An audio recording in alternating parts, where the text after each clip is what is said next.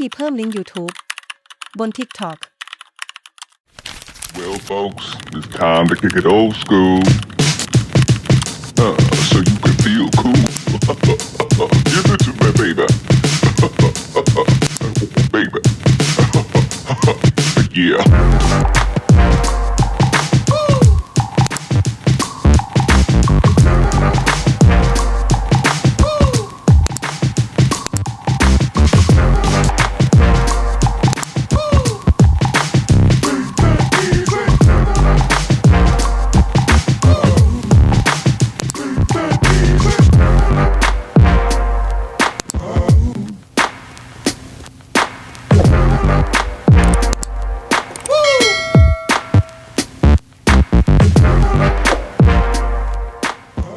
ก็หวังว่าคลิปนี้จะเป็นประโยชน์ให้กับเพื่อนๆนะครับแล้วพบกันใหม่ในคลิปหน้านะครับสวัสดีครับ